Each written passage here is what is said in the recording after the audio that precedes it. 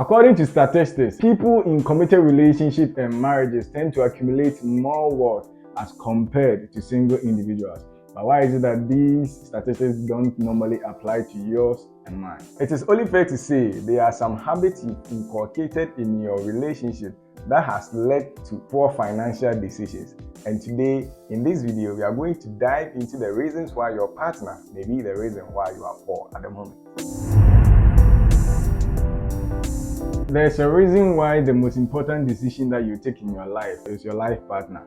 I know a lot of people that relationship have made them blossom, have made them more wealthy, have made them more happier and more satisfied in life. But the contrary is also very possible.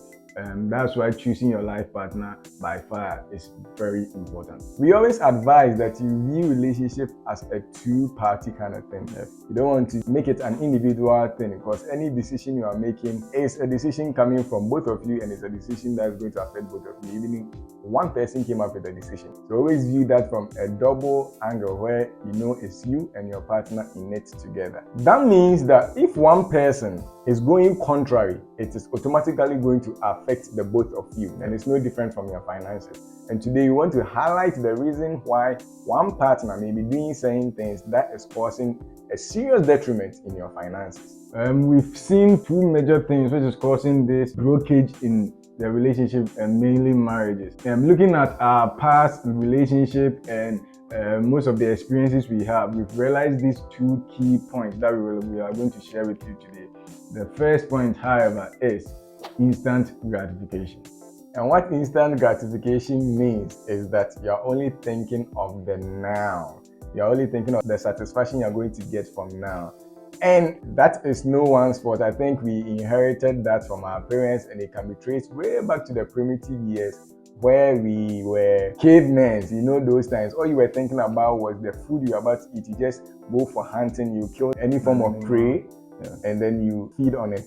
And so that had been the thinking from way before, even when we were born. And so that kind of mindset has been put into our minds, right? And so even though you know that smoking right now will cause you some detrimental disease in the future, you still don't mind because of the satisfaction it gives to you right now.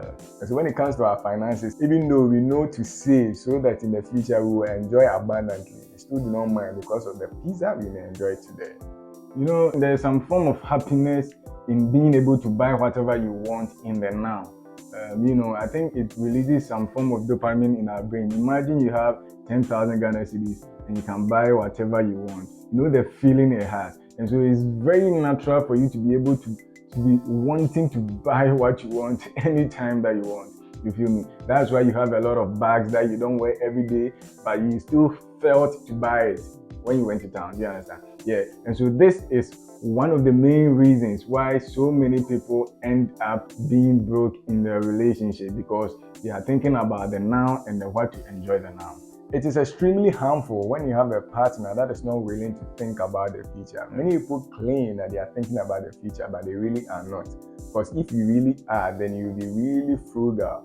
You will be mindful about how you spend in the now, because you are thinking of the future. So if your partner is into such a habit of thinking about the now alone, then it's probably the reason why you are very, very poor. I think this point in particular was a constant trait in the past relationship that I have had. But this particular one that I'm in, I think when I met her for the first time, I was wondering, will I be able to change this pattern? And so after 5 years now, I asked her, how were you able to be with me even when I didn't have money? In fact, back then, we didn't even have 1% of the money we have now. And so I was wondering, and she said I was vision oriented, She saw that I was thinking about the future and that gave her a sense of hope. And so if you have a partner like this thinking about the future all the time, of course, she won't be thinking about enjoying the now, but rather hoarding for the future. There's always this perfect example we give, and I think I've given this example way back in our other videos, that there's always a gratification you will get in a particular now. And so there will be a year called 2036, and there will be a moment in that time where you call it a now. And so even when you were not able to afford the things you are able to afford in 2025, in which we are recording this video now, there will be another 2030 something where you also call it a noun. And if you had invested in that time, you also enjoyed that, then this time around it was well prepared for it, so you'll be able to enjoy it in abundance. Wow, it takes a good amount and level of discipline to be able to grasp that intelligence and wait until to enjoy in the future. And so the advice we will give you is that if your partner or yourself is always thinking about enjoying the now, we advise you to practice delayed gratification. Anytime you want to eat, just delay for just 10 minutes. Anytime you want to do something that makes you happy, try and delay it for some few minutes. The more you do that, it will help master the level of delayed gratification, which will be a huge benefit to you if you can master that discipline.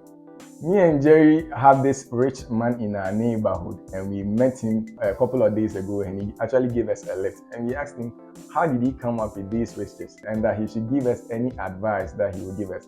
And he told us that rich people are always particular about living under their means. And so the second point we have, that is probably the reason why you are poor in your relationship, is that you are living way above your means. This is also another discipline on its own. Imagine having 100,000 Ghana cedis and you are always spending 1,000 cedis on the regular, or in a span of a long time, you are spending way below your means. It really feels uncomfortable. But when you look at the greater good, it means you have a lot of cash to be able to do whatever you want to do. And in most times when there are down times, cash is king. So that is very profound and important.